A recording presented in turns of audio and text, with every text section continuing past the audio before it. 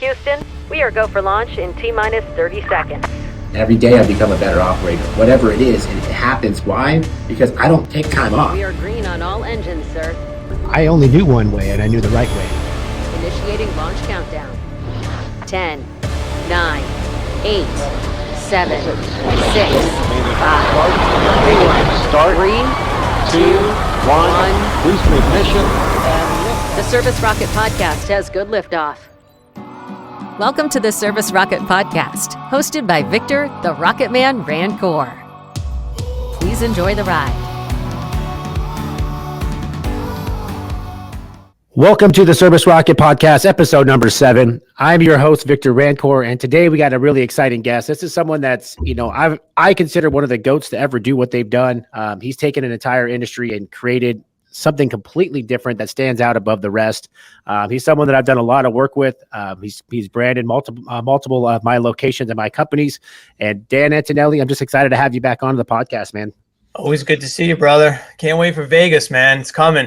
It's coming. Yeah, it's coming up fast, man. And obviously, I remember it was like 8 months ago. I'm like, oh man, it's we got a long way. We got a long time. And I just looked up the other day, and I'm like, dude, we got a month and a half until this thing's about to happen. And I'm excited. I'm actually flying out to Vegas tomorrow to go walk the site for next year's event. We're looking at the Raiders Stadium next year, but we're excited. I'm excited to see you. I'm excited to see the whole industry, man. It's over the last month and a half, there's just been a big switch where everybody wants to go there. And I see so many people are canceling their trip to Service World, which I kind of feel bad about, but I'm putting on something special and I'm just excited to have everybody there. So Dan, I wanted to have you come on today. Obviously you got some exciting news of yourself. You got a bunch of stuff going on, but one of the big things you got going on right now is this new book that everybody's been talking about on social media, man. You want to jump into that a little bit and explain, what made you decide to write another book and what do you think is this one's the biggest takeaway from this book? I wrote my last book about 10 years ago, and it was mainly just for small businesses in general. It wasn't specific to home service. And I basically took, all the information, all the experience I've learned over the years and said, let me put a book out that is really solely focused on home service branding. And I think there's just so much misinformation. There's a lot of bad advice given. And I want to try to do my best to help people, so even if we can't work for you or you can't hire us, I still want the best for you. And when I see guys get bad advice or, bad brands that they put out on the street that I know are not going to work, it aggravates me. I'm upset. And then I said, you know what, the reason why some of the stuff is happening is because no one's really done a great job of educating people about it. So I said, let me put this book out. So when somebody posts on your Facebook page and says, hey, what do you think of my truck wrap? And 25 guys say, it's not good or call kick charge. I just want to say, hey, listen, just buy the book or read the book before you do anything. So you understand how this is supposed to work. So if I can help a couple of, as many home service owners as I can learn more about it, I think that's a win for me. Yeah, and a lot of people don't realize it. They just think, oh, it's just a truck wrap, right? And that's what I get all the time. And I talk to people who are like, oh, he just did a truck wrap for you. I was like, dude, it's a lot more that goes into it rather than just a truck wrap. And I think that's what a lot of your competitors are, right? They design a truck wrap, but they don't realize that has to be on everything that you wear, from your uniforms to your office building to your trucks, your pamphlets, everything that logo has to be able to work everywhere. And I think that's one of the things that you've been able to just crush between you and your team. Yeah. So I think, obviously, I met Dan Antonelli in 2019 at, was it Service World or was it I think it was Service World, actually. I think I was speaking at that event and then you were there and a bunch of other guys and we were all hanging out. Yeah, so I met him at Service World in Las Vegas in 2019. And at that point I was about, 16 months or something like that into business. And, my business was doing great. We were pacing for over $5 million that year. We had bought a bunch of trucks. We'd done a bunch of, bunch of branding on the business already, which was the scary part. And I remember meeting Dan for the first time and he saw my logo and you could just see the look on his face of disgust. Absolute, just wanted to puke right there, dude. I'm like, Dan, are you drinking? He's like, no, man, I'm not, but you fucking got me feeling sick. And, that's the first time I met Dan. And at that point, that point, I'm like, man, I thought I had a great logo. I thought we had a great business going on. And I still remember that encounter because I was in a different state of mind at that point. And I'm just like, man, fuck that guy. Like, he doesn't know nothing about branding. And I didn't even know who you were at that point. And someone kind of broke it down to me who you were. And then obviously I started following you on social media and kind of just watching and seeing some of the things that you were putting out there. And I think that's what stood out, because I'm like, the second you saw a Dan Antonelli truck, you knew it was his, because it was just different. It was like every little piece of it was thought out. And I think it took me about 3 months before I even had to convince my team, because I remember my team's like, we don't need to rebrand. We don't need to do this. We don't, that's too much money and all this stuff. And in my head, I'm like, if I don't do this now, it's going to cost me more money later. Is that something you run into a lot of? Like, the companies are just so scared to pull the trigger because of how much it costs.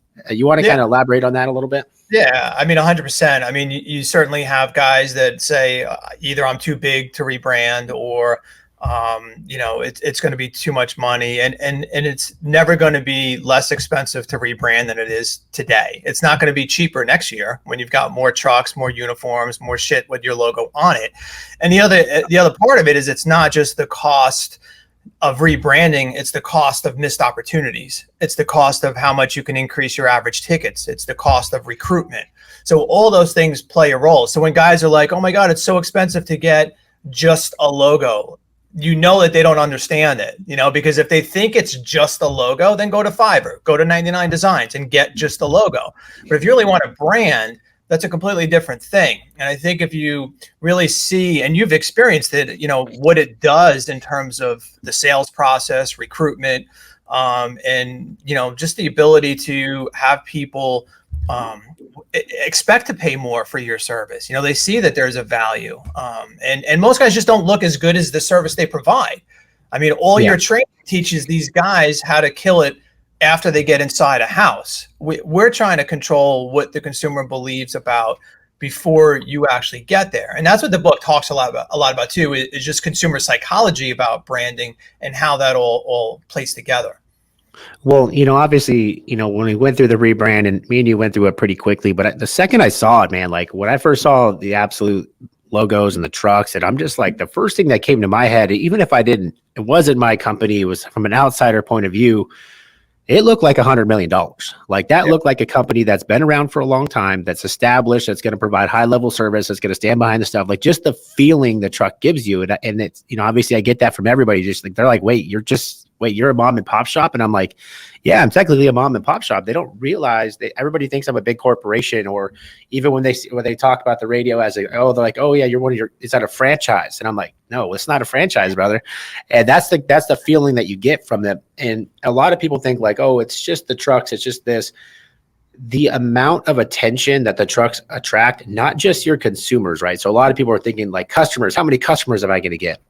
Well, think about your internal customers, right? So imagine you're up against all these people, because everybody's hiring right now. Everybody's trying to get employees in the door. Well, X company's got this old white truck, dirty looking old white truck, it has a beat up logo, doesn't look like anything special. The uniforms are just plain. And then you got a company like, say, Trey Anderson, Dream Team out in Louisiana, right? They show up and they got these bright green trucks. They look beautiful. They got those nice shirts on. All the logos are done up. Who do you think that a guy's going to want to go apply to? Who do they think is going to have a bigger future? Logo itself gives that employee a feeling of, hey, this company's going somewhere. Have your other customers kind of explained that to you? Hey guys, I hope you guys are enjoying the Service Rocket podcast. This is your host, Victor Rancour. Exciting news, we had some tickets open up for the Service Rocket Growth Summit. It's October 20th through 22nd at Resort World Las Vegas. You're going to want to be there. We have some of the best owners, operators, trainers, and motivators in the country all in one place, coming together to help you guys grow your business, grow your sales, and hopefully grow in life. So if you haven't got a chance yet, go to servicerocketnetwork.com. Go ahead and get signed up today. Cannot wait to see you guys in Vegas. Yeah, absolutely. And I think to your point as well, when you talk about recruitment being the number one problem that home service companies have, a lot of times you look at really what the presentation looks like. Does it look like a place that I want to work for? And am I going to be proud to drive that truck? Am I going to be proud to wear that uniform? Will I want to wear that uniform even off hours? And most of the times, no. Like, the answer is no. Like, it doesn't look like that. And you can obviously, people want to get paid well and all those other aspects of it, but you want to be proud to represent something. And you want to know that that brand personifies the excellence that you put out. Like every day you're out in the field and you're doing amazing service, but it doesn't look like a company that does amazing service. And the other part too that the book really talks about is you can overcome that. Like look how many guys build 10, 20, $50 million companies with shitty brands. And you say, well, that just proves you don't need a good brand. And I'm like, well, no, it proves that with any amount of marketing, you can overcome a poor brand. But wouldn't you rather spend less money on your marketing? Wouldn't you rather have people believe something instead of having to bang so much money into your advertising spend? Well, you got to think, if you keep in mind though, so every time they talk about those companies, they're usually 20, 25-year-old companies or older, right? These old school companies that have been around forever, been able to acquire all the customer base, and maybe they took over TV when it first started, or they were on the newspaper or whatever it was. They dominated back then, and it's translated now because it just snowballs over time. You're going to get customers, right? Yeah. Well, that you can't compare that to your company, to your tiny little company that's now trying to compete in a digital world. It's a whole different landscape than it was 25, 30 years ago when those guys were humping the phone books and the yellow pages and things like that to build that client list. Now you have competition every corner you turn around that's trying to take over that space, especially because there's so much money in the space now from private equity and all these other things. Like, yeah, that 25-year-old company, it's a whole different landscape than a guy trying to start a business now and try to disrupt a market. Like I did, like if I would have came stuck with my brand now, I wouldn't be doing $20 million this year. I guarantee it. I'd probably be doing $10 to $12 million a year this year if we're lucky, right? And I wouldn't have been able to attract the talent I have. I wouldn't have been able to attract the notoriety. I mean, everywhere you go now, people know our trucks. They see us everywhere. I get people taking pictures of our trucks and all over the place. Like, they send it to me all the time. So it's like, it's working, right? But if I didn't make that switch, we would have just blended in like anybody else. It would have never happened. So yeah, you can wait 25 years to see success, or you can go from when I started 3 years ago to now. And since that time, like we were when we first teamed up, I think I did.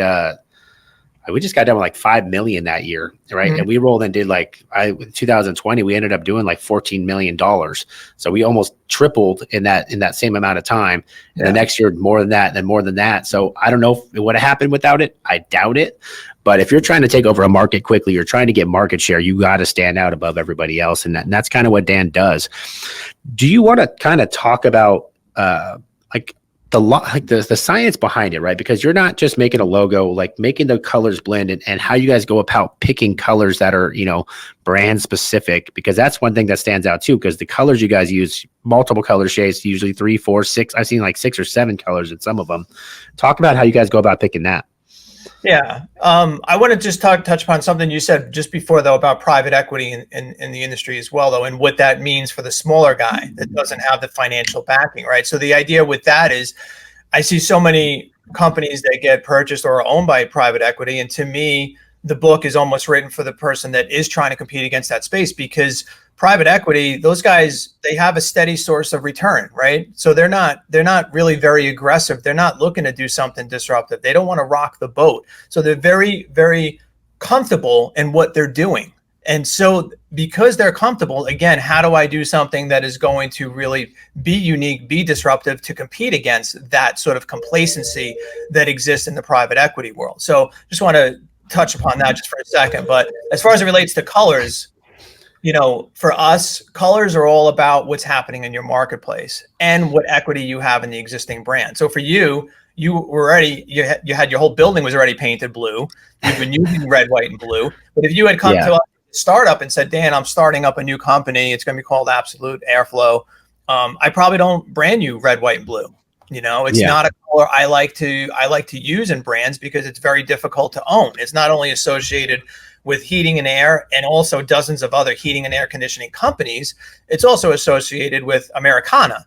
So it's hard to look at red, white, and blue and automatically all I can think about is Absolute Air, right? I can think about something like the flag, or there's a lot of competitors in your space that are using also red, white, and blue. So we look at colors and just try to say, what colors are available in your market?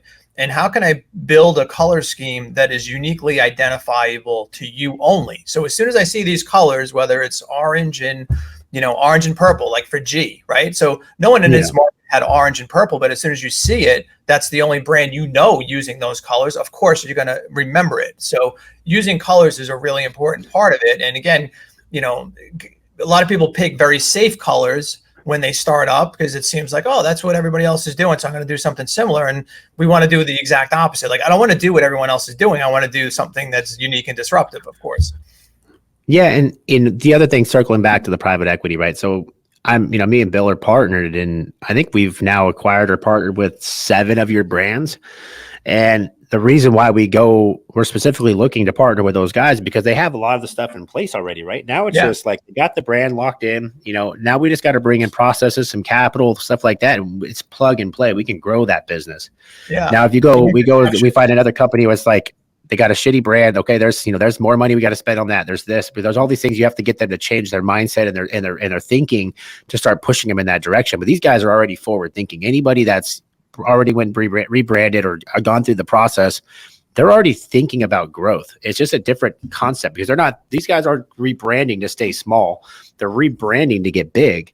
And then guess what? Those companies, if I go to market with those companies, they stand out. When a private equity is looking at that company, they got the revenues got to be there. The profits, more importantly, got to be there. But they're looking like, man, the brand's on point. They got all this, like they got a great customer list. All that stuff adds up to the end game of how much you're going to be able to sell your business for. Yeah. So if you guys think like, man, it's I don't even know what it costs to rebrand anymore. Whatever it is, it's worth it. But say it's $30,000, and then you got to rebrand some trucks. Okay, so now we go into this thing. So we spend $60,000. How quickly are we going to get that $60,000 back, right? And I think within probably the first 6 months, more people are more than likely they're going to get their money back on it. Right. I don't know what you've seen as far as ROI on it.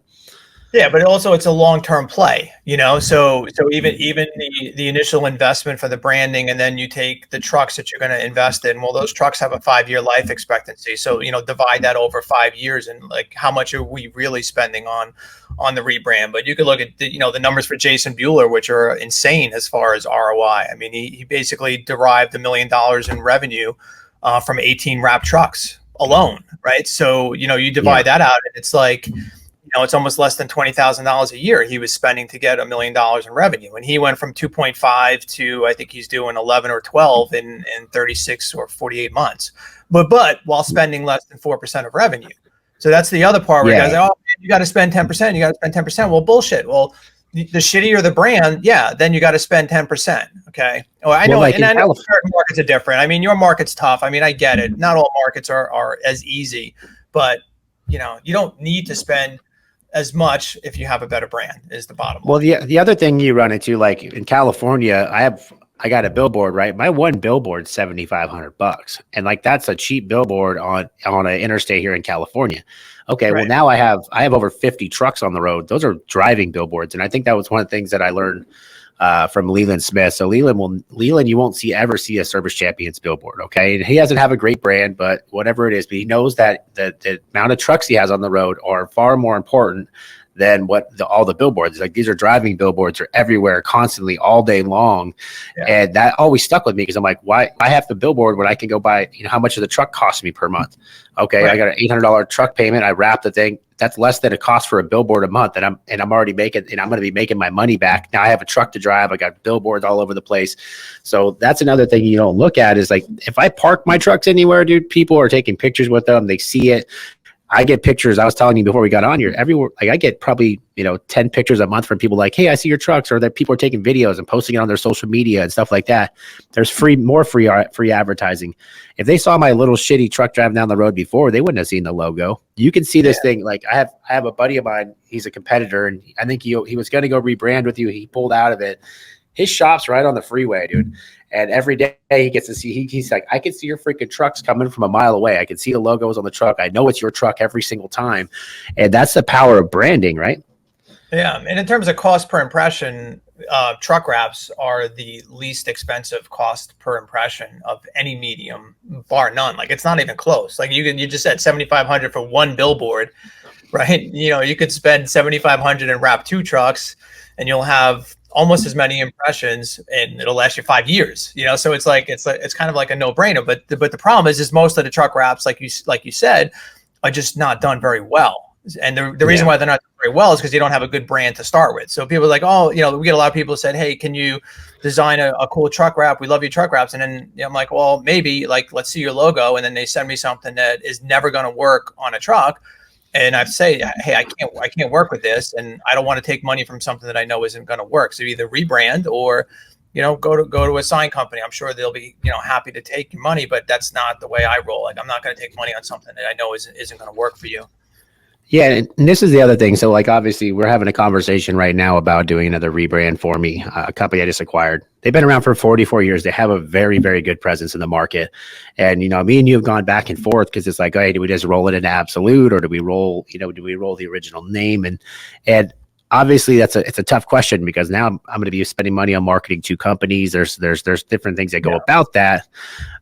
In your opinion, for most of the time, what do you see? What do you think is normally the best route to go? Obviously, we've had a conversation on the route that I'm going, but most companies, where do you steer them normally? Yeah, you have to look at a number of factors. You've got to look at how long have they been in business. Okay, so how much brand equity exists. Even if it's a terrible brand, everyone has brand equity. It's just, how much, how can we measure that? Is it a name also that's easy to spell, easy to pronounce? So you have to look at naming as well. Is there a unique aspect about their brand that we can leverage on a rebrand? Like, maybe they have, like, for you had the eagle, and we said, all right, well, let's bring an eagle into the new brand and evolve the brand instead of completely throwing away every single thing. And then some people just literally have nothing at all worth leveraging. And so we kind of rip the Band-Aid off and sort of start over with that. And I think the important part of that too, though, is the rollout. So, like, the business you're taking over, when we rebrand that, the rollout has to be done in a manner to make sure that all the existing customers know exactly what's happening. Well, why did you rebrand? Like, what does that mean for me as a consumer? Does that mean that my warranties are still in place? Does it mean that you're still going to be able to service my house? All those things have to be answered. So as long as you roll it out in an organized fashion, it's never a problem, but you've got to really balance equity in existing, in the existing name and the existing history, how well they're known, all those aspects of it. And then just sort of say, revenue is one way, is an easier way. Like, to me, if it's like $1 million under, it's like usually a no-brainer. Like, if it's a bad name, changing the name and we're starting over, because there's not enough equity at $1 million to say it's worth it to keep it. We'll be fighting it forever, right? So it's like, at a certain point, I want to fix it because I know moving forward, everything is going to be great, instead of trying to work backwards and trying to work with what I'm given. And know that's going to be a harder battle, right? So, I mean, certainly we love it when we get the opportunity to have a brand new company, because then I can ideate about the strategy, I can ideate about the brand story, and I can create something that I know is going to work. But, for the existing ones, you balance all those things out and make sure that, that's the right move for them. Yeah. And obviously it's one of those things. It's a hard thing to swallow too. Like, if you've had, especially when everybody's company's their baby, right? And you got to tell them your baby's ugly is never a fun thing. It's the same thing when I'm talking to companies and I want to buy their company. They're like, it's worth this much. I'm like, it ain't worth shit. Okay. Your business ain't worth shit. And we'll have another conversation about how little amount of shit it's worth. It's barely worth the amount of trucks that you guys have. I've taken on all this debt. So it's just conversation that you have. Right. And those are difficult. Speaking of difficult, man, obviously, me and you were talking offline, and something you really wanted to go over it. And that is, time, man. I mean, because a lot of people don't know your story about what happened with the heart attack and all that stuff. And I think me and you had this conversation last year at Uncle Joe's thing. And I'm just like, you're important to this industry, man. Everything that you've done is honestly, there's nobody else like you. There's a reason why everywhere I go, there's the GOAT when he walks to the door. Like, a lot of people could say they're the greatest of something. You dominate this market. Do you want to talk about that? Obviously what went through your head when it happened, obviously how you're doing now. Let's cover that a little bit. Yeah, absolutely. I mean, listen, having the issues that I had with my heart was by far the greatest thing that ever happened to me. And you might say, well, that's kind of weird. Like, nearly dying is like the greatest thing that ever happened to you. And it's mainly because of what happens on the other side of that, and being blessed to be on the other side of that. So I will say, when they're wheeling you into the OR and they're going to saw you in half and do a bypass surgery on you, and before that, they tell you to get your affairs in order and make sure, I had to make sure my wife had access to my checking account in the business. Believe it or not, she did, and I didn't have her as a co-signer. It's like I had to do all this stuff, and all the time leading up to that stuff, you're just really starting to realize that in as much as we're all about grinding, we're all about really trying to do the best that we can every single day. You realize that there's a life expectancy on each and every one of us, and so I made some changes, I would say, after that experience to really just try to focus a little bit more about the now and a little bit more about today, and realize that tomorrow may actually not ever happen. It may not ever come. And the other part too is just like trying to do things that I had been putting off doing. Like my wife and I, like 2 months after the surgery, we bought a shore house, and we're building a shore house down in Delaware. And I never would have done that if I didn't have that experience, So, like I said, they're wheeling you in, and the light over the table is on there, and you're realizing that, there's no Brinks truck that's going to follow you to the funeral home and give you a bunch of cash in the casket. So that thing I think has really helped me. And the other part too, just from a management standpoint, is that I couldn't run the business while all that stuff was happening. And I had to trust in the team that I had set up here. And oh my God, did they ever kill it? And so that part of that was great for me to almost be forced to experience, because I got to see how well this agency runs without me. And so I don't actually run day to day anymore. I haven't for about 2 years.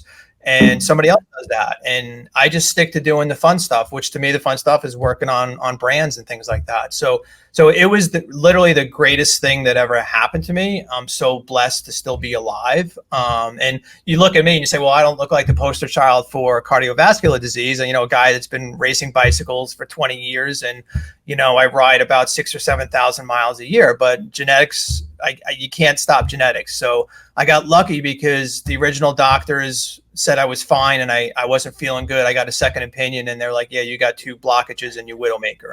So those are game over scenarios. Like, you don't want a blockage in your widowmaker, that's game over. And he was like, yeah, you would have been riding your bike and they'd find you on the side of the road. So, we're going to take care of it. But it was scary. But again, like I said, the best thing that literally ever happened to me. Yeah, and obviously we're blessed that obviously you made it through there, but it is eye-opening, right? I think I made a post the other day like, hey, let's play the long game, and Dan came in, he's like, hey, don't play it too long, you know what I mean? Make sure that you realize that there is a time on, there is a limit on everything, and obviously even for me, like I'm still young, but there's a limit on everything and how much time you want to take and put in your business. But I think one of the biggest things I got out of it is, from what you just said, is that your company was still able to run without you, which is a sign of a great organization, is a sign of a great leader, a great, obviously putting the processes in place to where they could do that seamlessly without you. So, and I've personally worked with, multiple people over your office, man. They're on top of their stuff, especially billing. They know that very well. They're like, hey, hold on, brother. But well, let's talk about that. So obviously, you find this out, you're going in. What made you drive to even want to go back to work? Because a lot of people might have been at that point said, hey, let's mail it in. Like, hey, I'm going to take a step back. I'm not going to be as involved. It seems like you're very, very involved in the day-to-day. You're very, very involved in the business and growing. So what's behind that decision, rather than, obviously having something like that and taking a step back? It seems like you almost pushed the gas harder since that happened. Yeah, it's my wife says the same thing, because she's like, well, I thought you were, stepping back a little bit. And believe it or not, I'm actually working less. I'm just spending more time on the things that I enjoy. You realize that there's lives that we're able to impact, and we're able to make a difference in people's lives. And there aren't, to me, a lot of jobs like that where the work that you do has the ability to affect so many other people. And so I really am still so passionate about that. And you could say, I had thoughts about retiring or doing something like that. And I'm like, well, what am I going to do? Like, how many miles a week am I going to ride on my bike? What am I going to do the rest of the time? I'm still doing stuff that I've loved for the last 30, 35 years. And I still get to change lives, but like day-to-day stuff, like I don't deal with it. Like, I'm not involved in that stuff. I come in here, I pick and choose, which projects I want to be involved in and work on. And I'm blessed to be able to do that. And certainly doing the book was also a big thing too, because I was like, oh man, like if I had died, then all that information that I had wanted to get out to people never would have gone out. And I've been saying, oh, I got to write a book for like 3 years. Is really when the seed kind of started. And then I decided, I was actually flying out to, I think it was Joe Corsara's event last October. And I said, I'm going to do this within a year. I knew your event was coming up and we were talking about that. I'm like, and that's what I'm going to drop this book, is at Victor's event next year. And like, I'm super excited that I hit that goal. But, I worked on that book, almost 90% of that book was written after 10:30 at night, because I was just able to be very focused on it, no distractions and everything like that. But, listen, just sort of live as if tomorrow may not come, is sort of what I would say, within reason. I'm not saying go out and do stupid things like don't give me the green light, Dan. I'll go back to the crazy Vic. No, I'm just kidding. Yeah. But just know that those things that you've been sort of saying, oh, I'm going to do that when this happens or when that happens. Yeah.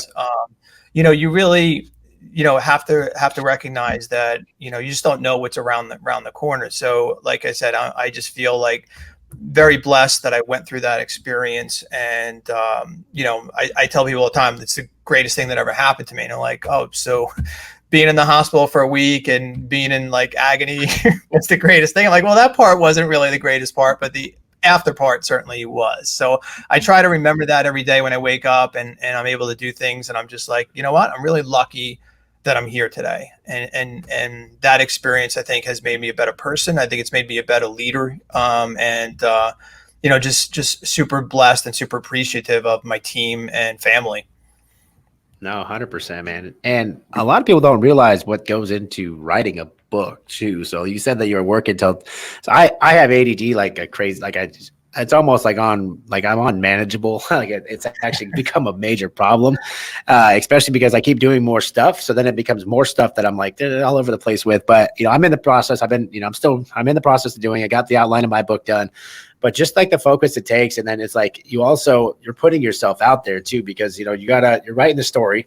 You got to write a book that is engaging. People are going to want to listen, and you got to run it back through your head. Like, is this how I want it to be worded and things like that? And I think that's one of the roadblocks I'm running into. It's like, will other people like this? Are other people really going to be entertained by this? And you want to kind of go through what your thought process was behind that and how much it's really nerve wracking, because I'm like, dude, like once I put it there, that's there forever. People are going to have that forever. And I want to make sure I'm wording how I want it, I think you approach it from the perspective of a number of different things. First off, like I know it's going to piss off some people, some of the things that I write in the book. But it's going to piss off the people who really aren't open-minded. They're probably not going to be reading it in the first place because, again, more of that complacency. They don't think that they need to change or anything like that.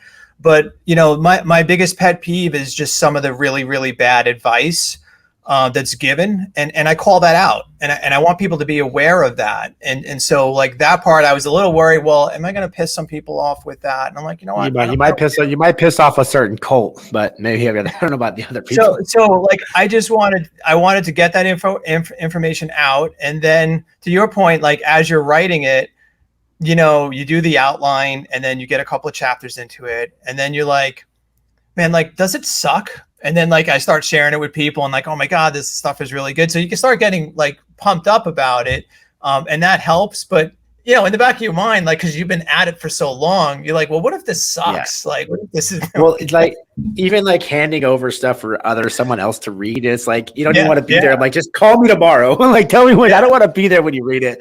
Like, just tell me what you think and then give me some pointers. But yeah, it's definitely a nerve-wracking thing, man. The feedback was always really good and positive. I shared it with Al Levy. I shared it with Joe Corsara during the writing process and just say, here's what I'm doing and here's how these chapters are laying out. And I got feedback from them to help shape some of the chapters and things like that. So that was kind of helpful just to get a little bit of feedback. But once I started laying out the chapters, I actually laid out the entire book myself. Normally I would have somebody here. We were just too busy to have anyone else work on it.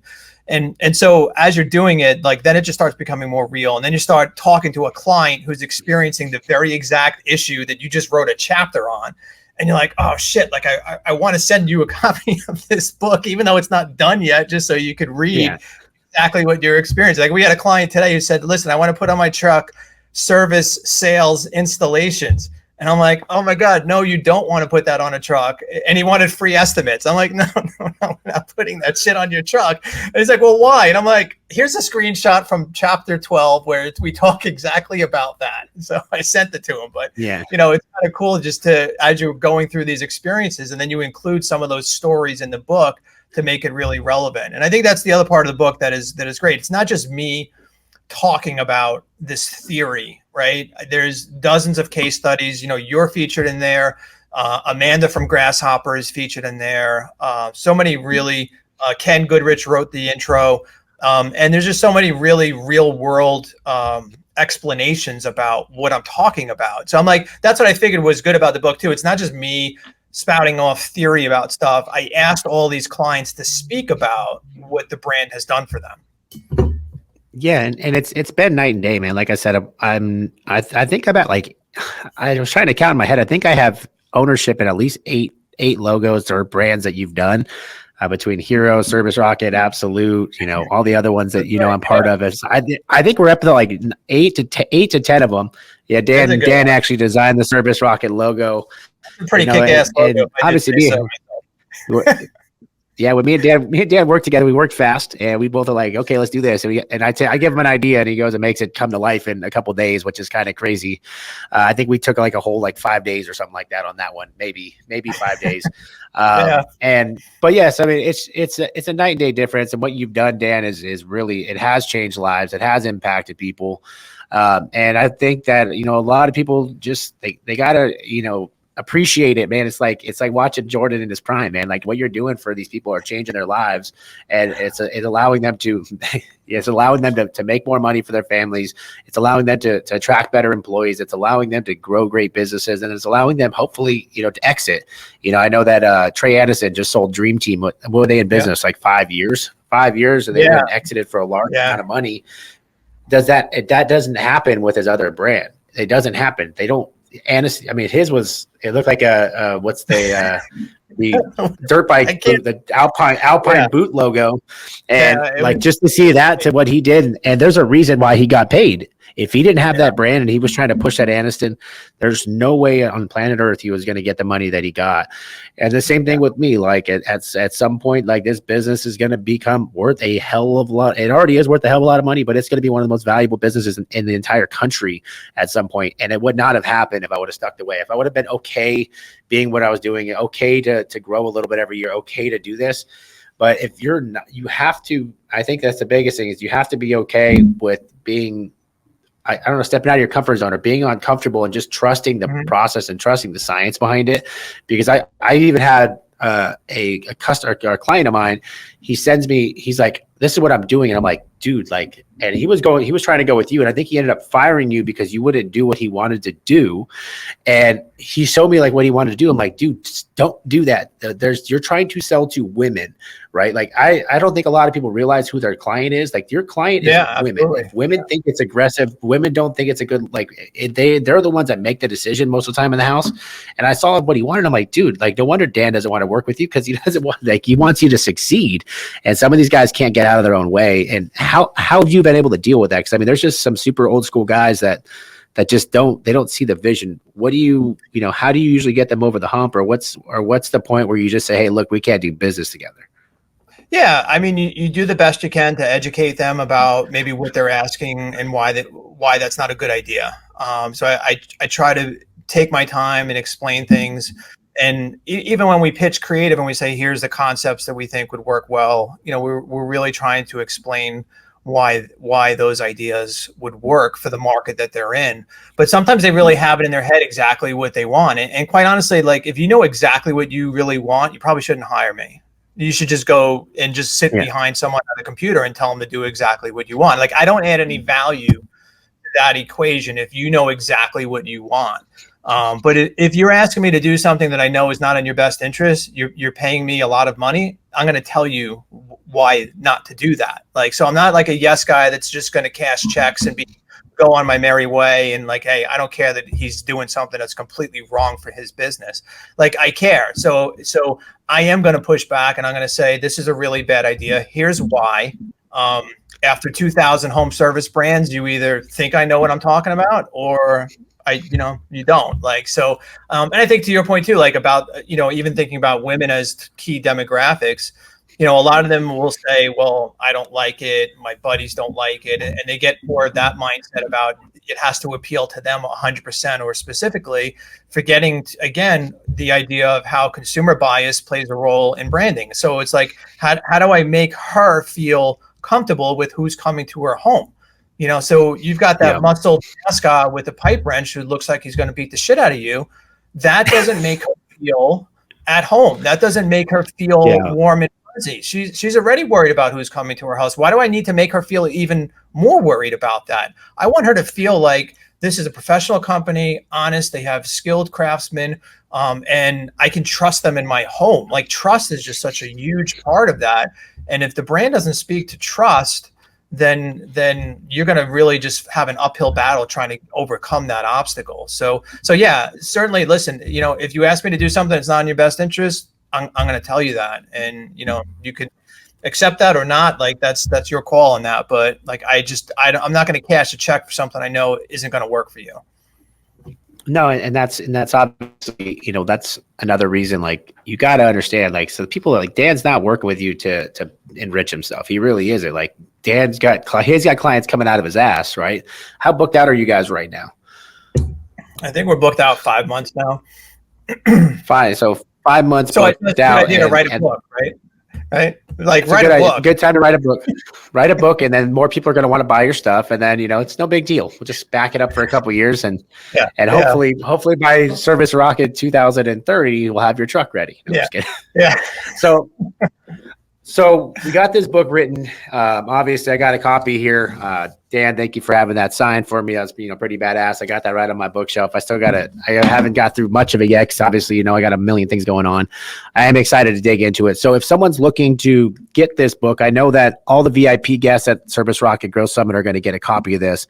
But if someone's looking to buy this book and go through it and get an idea of, if it's something that's a good fit for their business, what do they got to do?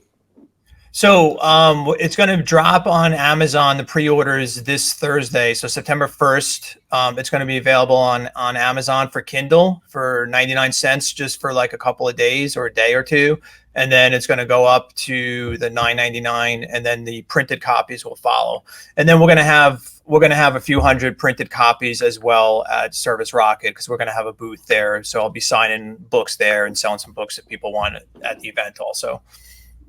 Nice. So you heard it there. If you guys want to order on September 1st on Amazon, go ahead and pre-order the book. It's going to be worth every penny. The time and effort he put into this thing is phenomenal. Everything that Dan's done and done in this industry has been great. So, Dan, it's been a pleasure having you on. I'm excited. I think we're about exactly a month and a half away from the event.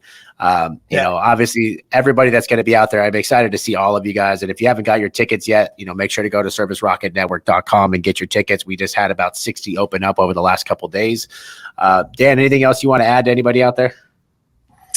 Listen, from the bottom of my heart, Victor, thank you for everything you've done for me and my business. I'm so grateful to consider you a friend and to be part of your success story. And, I think that's what it's all about. So when I see you growing, when I see all the things you've been able to accomplish and know that I played, maybe just a small role in helping you get there, you're my why. So thank you. Yeah, man. Like I said, a lot of my success came down to what you've done, man. And I don't forget that. And I obviously, me and you had those conversations, like when that thing sells for $100 million, it gotta cut a check to Dan. So hook me up, man. That's all. All right. Well, thank you guys. Thank you guys for tuning into the Service Rocket podcast. This was episode number 7 with Dan Antonelli. Tune in next week. We have Jeff Packard on episode number 8. He's going to be live in studio. Make sure to like, subscribe on Spotify, YouTube, and Apple. Dan, once again, thanks for having you on. Thanks for coming on, brother. I know we'll be in touch soon, working on a brand, but I'm excited to see you in October. Peace out, brother.